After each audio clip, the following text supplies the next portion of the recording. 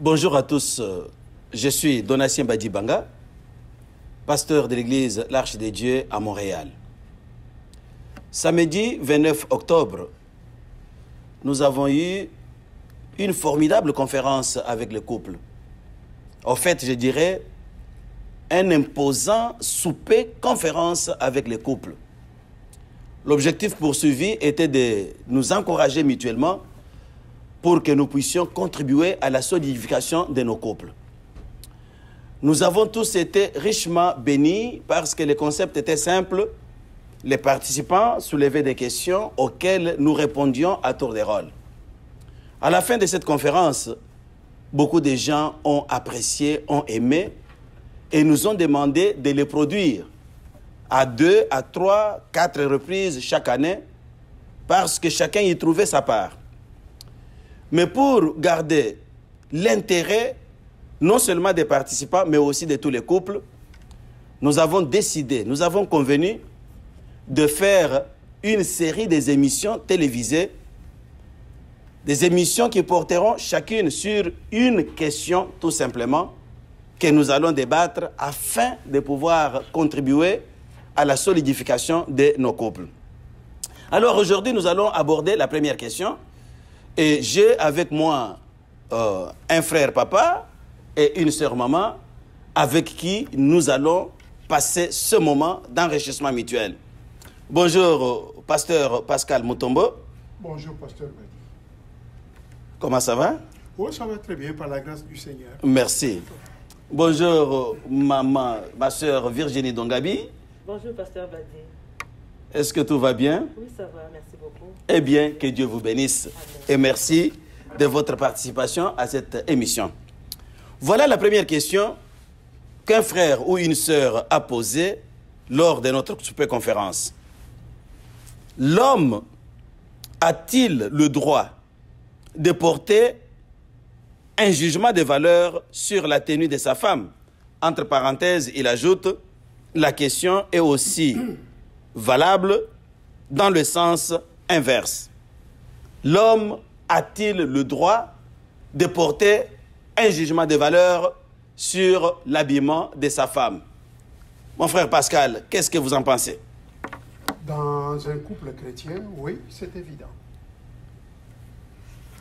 Ma sœur Virginie, qu'est-ce que vous en pensez?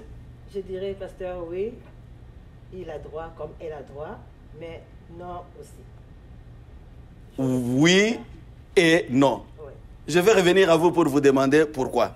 Alors, mon frère Pascal, vous dites que oui, l'homme a droit de porter un jugement sur l'habillement de sa femme. Pourquoi vous dites cela? Bon, écoutez, quand le couple sort à l'extérieur, il va y avoir un regard qui porte une appréciation, le regard de l'autre, de la société, du public, dépendamment du contexte où il se trouve. Et ce regard-là va se faire une opinion sur l'apparence physique, vestimentaire de la dame, et cela va rejaillir sur la responsabilité du mari. Si elle est bien habillée, bon, ce sera tout en faveur du mari, mais si elle est en marge de la norme, bon, on va dire que ce monsieur-là, il n'a pas de contrôle de sa maison ou il est guide sur une mauvaise piste. Ah, ce monsieur-là n'a pas le contrôle de sa maison, c'est-à-dire on observe le regard extérieur et le jugement qui vient avec ce regard. Ma sœur Virginie, pourquoi l'homme a le droit d'avoir le regard sur l'habillement de sa femme? Oui, j'ai dit oui, il a droit, tout simplement parce qu'ils font un, des deux, ils font un parce que nous sommes des couples chrétiens. Alors, l'homme a droit, ainsi que la femme aussi a droit. Mais si j'ai dit non, c'est tout simplement, il faut que les deux, de part et d'autre, puissent se sentir aussi confortables dans ce que l'autre dit aussi. L'homme a droit la femme aussi a droit de porter son regard sur l'habillement de son mari. Oui. Ça, c'est un détail très important. Et vous parlez de confort. Qu'est-ce que vous entendez par là? Oui, à ce qui concerne le confort, je donne juste un exemple palpable. L'homme demande à la femme que madame ou madame, j'aimerais bien que tu puisses porter cette petite jupe que j'ai vue sur les réseaux sociaux. Ça m'a plu quand j'ai vu la dame la porter. J'aimerais bien que si tu peux la porter. Il faut que la femme se sente confortable dans ça. Si elle n'est pas confortable, elle n'est pas confortable. Ils vont chercher un autre moyen pour pouvoir rejoindre le plaisir de l'homme. De même côté aussi, pour l'homme aussi, madame peut lui dire que monsieur ou chérie, j'aimerais bien que tu puisses t'habiller de telle façon. Il faut que le monsieur se sente confortable. Je vais donner juste un exemple, pasteur Badi, si vous le permettez. Oui, allez-y. Exemple, la femme dit au monsieur, j'ai vu un monsieur quelque part, pour ne pas dire réseaux sociaux, quelque part, un monsieur avec un pantalon très serré en avant. J'aimerais bien que tu portes ces modes-là, moi ça me plaît. Mais il faut que monsieur se sente confortable. Il peut dire à madame, non, peut-être propose-moi autre chose, mais ces pantalons serrés, pour moi, je ne suis pas habituée, je ne me sentirai pas confortable parce que en avant de moi ici, tout sera visible. Alors peut-être propose-moi autre chose. C'est à ce moment-là que j'ai dit que le confort est très important. Parce que si ça ne rencontre pas le besoin de l'autre, ça peut jouer aussi, ça peut déranger aussi, ça peut déstabiliser aussi le couple. C'est ce que je voulais partager. À moins que si vous permettez que je puisse vous donner un autre exemple, pasteur Badi. Mais très bien dit. Ouais. Si vous avez un autre exemple. À ce qui concerne l'accoutrement, on ne voit pas juste la tenue, disons les vêtements. On voit aussi les ornements, la coiffure de l'homme, la coiffure de la femme, le maquillage de la femme. À ce qui concerne le maquillage de la femme, je vais vous donner un exemple. Monsieur, je trouve que tu te maquilles beaucoup. C'est trop ce que tu mets sur le visage. Et puis te dire, madame, nous sortons, nous allons quelque part. Mais je pense que ce que tu as mis sur le visage... Attendez une minute là.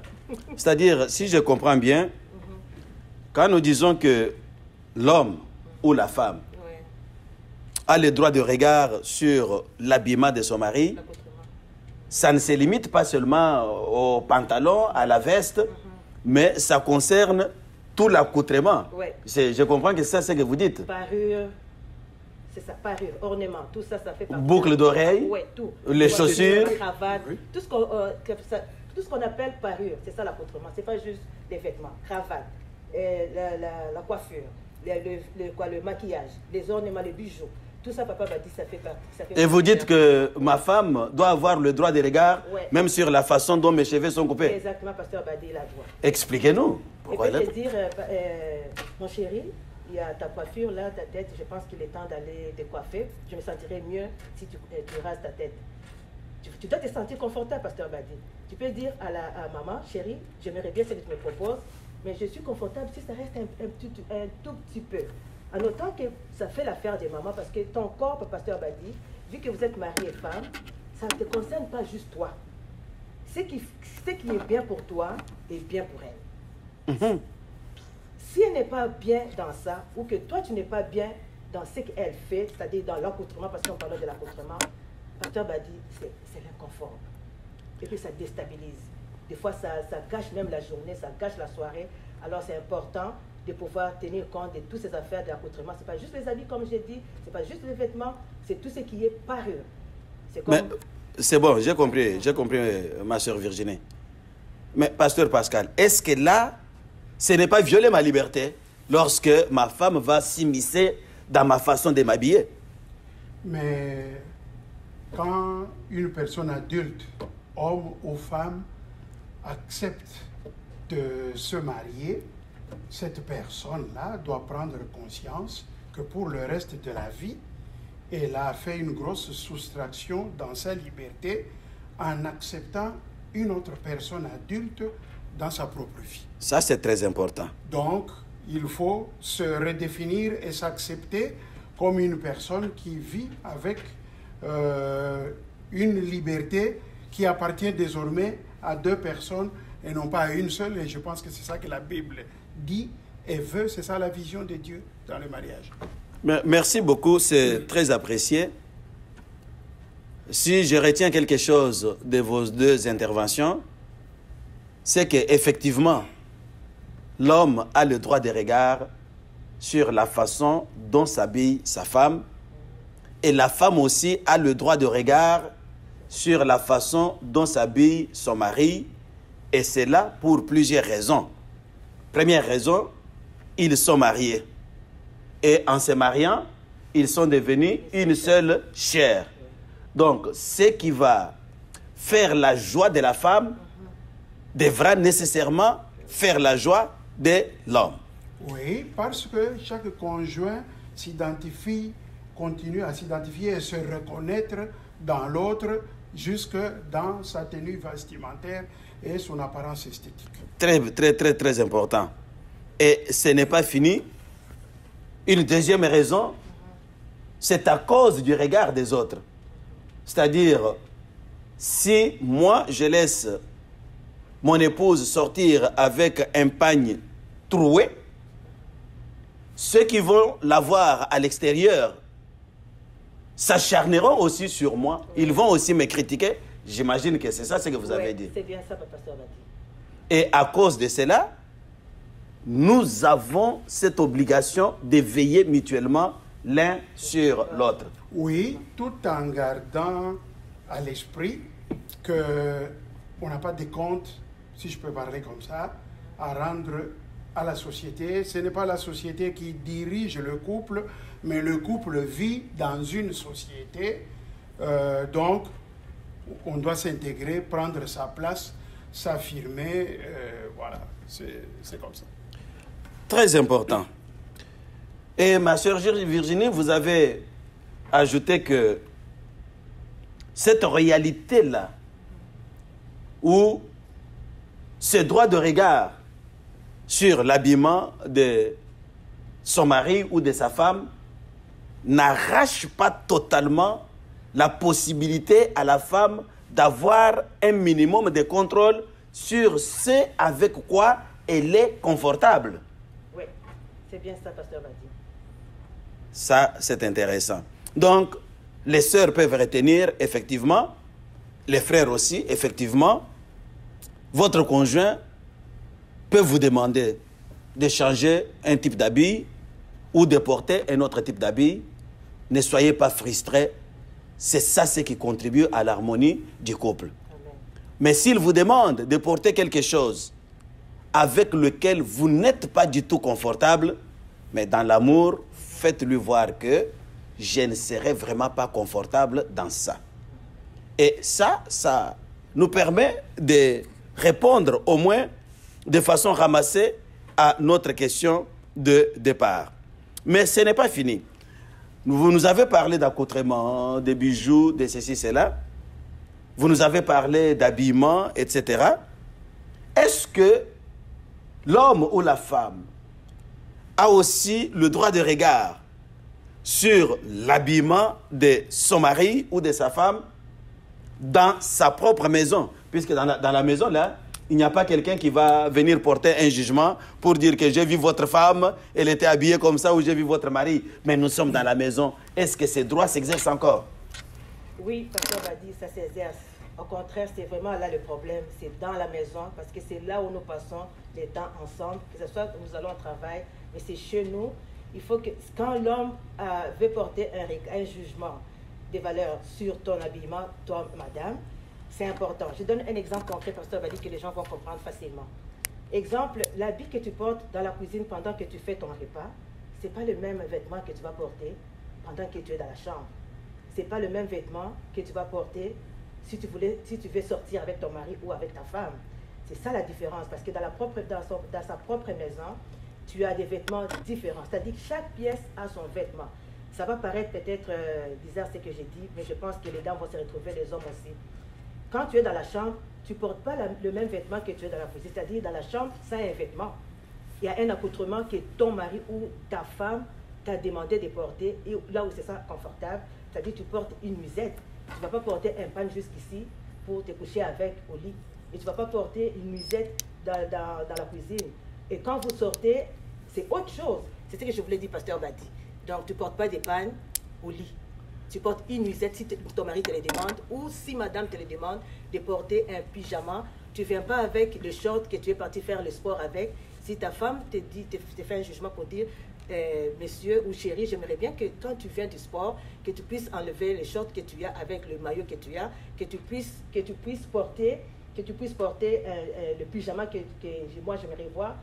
Je pense que c'est ça vraiment qu'on dit, que porter un jugement, c'est-à-dire... Là encore, il y a le droit de regard, ouais. C'est-à-dire que même au sein de la maison, il a le droit de regard. La femme ou le mari a le droit de regard sur l'habillement, l'accoutrement de sa femme. J'imagine qu'il va choisir ce qui va réjouir son cœur, puisque l'objectif c'est de réjouir le cœur quand ils sont ensemble. C'est ça, mon frère Pascal. Tu ne portes pas un jeans parti au radis pendant que tu es au lit, tu portes un jeans, ou bien tu portes un jogging que tu étais parti avec au travail, puisque tu es fatigué, tu te couches avec ça.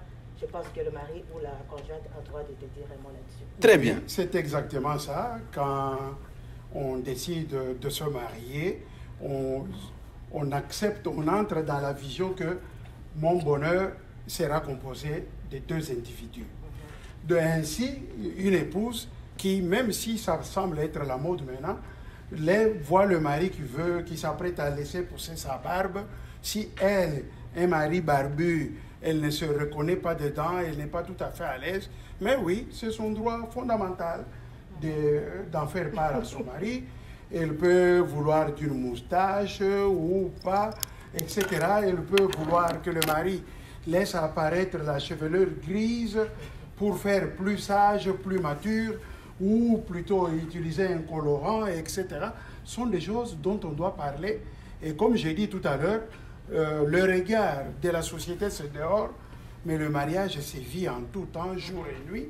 Donc, il faut pouvoir se reconnaître, s'identifier dans l'apparence de l'autre et reconnaître l'autre, oui.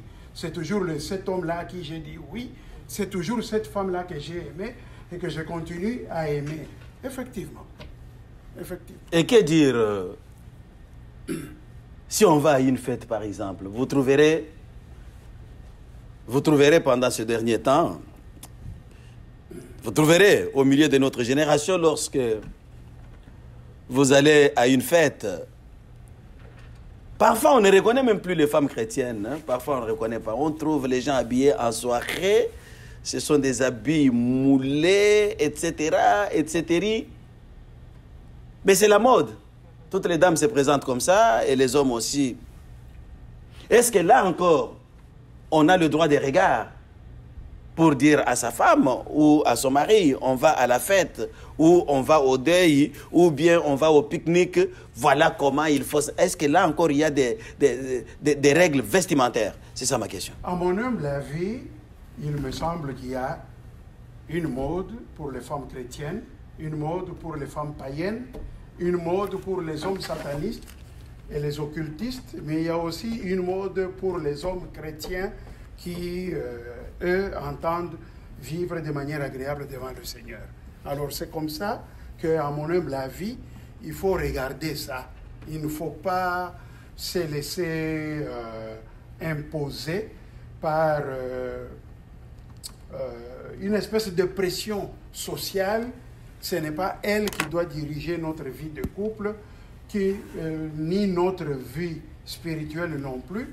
Il faut faire la part des choses entre la bienséance, ce qui est accepté du point de vue chrétien, et ce qui est inacceptable pour les chrétiens, mais qui peut être accepté par la société. Voilà. Et vous avez quelque chose à ajouter? Oui, pasteur Badi. Selon les circonstances. Selon les circonstances, c'est important, parce que si par exemple on va dans un deuil, on ne va pas en jogging au salon funéraire. Le mari ou la femme a le droit de dire à son conjoint ou le conjoint à sa conjointe que monsieur ou madame, c'est possible de porter un vêtement qui est pour la circonstance. Quand on va dans une fête, il y a une tenue aussi. Des fois, on aime bien des fois des vêtements qui sont assortis. Madame regarde sa tenue qu'elle va porter, le monsieur aussi regarde.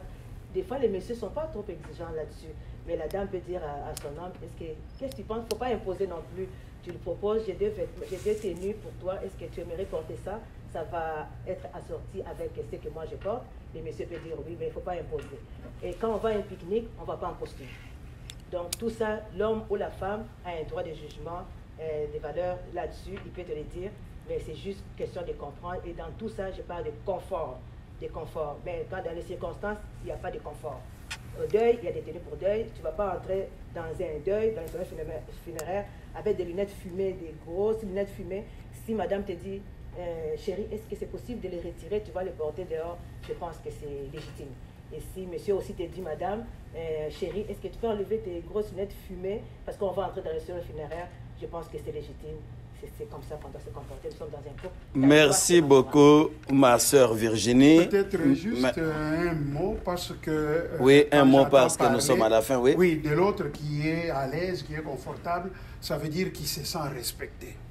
Très apprécié, très apprécié. Ah oui, ouais. C'est avec ces mots d'ailleurs que nous chitons. Mesdames et messieurs, frères et sœurs bien-aimés, la question était simple.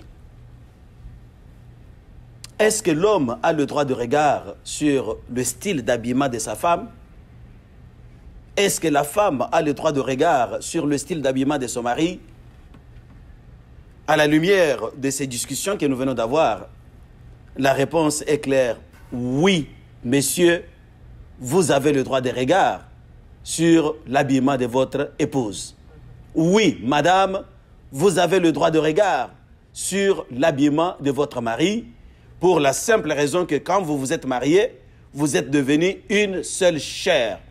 Et que si votre mari est critiqué dehors parce qu'il est mal habillé, cela va vous affecter, veut ou veut pas. Si votre femme est critiquée dehors parce qu'elle est mal habillée, cela va aussi vous affecter, veut ou veut pas.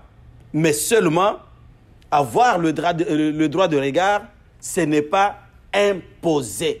On ne va pas imposer que moi, je veux que tu t'habilles seulement comme ça. Non, vous pouvez en amour proposer de manière à respecter l'autre dans ce qu'il est et dans ce qu'il se sent. C'est ça ce qui va contribuer à faire de nos couples des lieux où il va mieux faire, où il va faire beau de vivre. Excusez-moi ce bégaiement. Nous sommes chrétiens. L'unique chose que la Bible nous dit, c'est que nous devons nous habiller de manière décente. De manière décente. Ça, nous devons le garder à l'esprit. Et si vous avez un conseil à donner à votre femme ou à votre mari, c'est en vous basant sur ce principe biblique.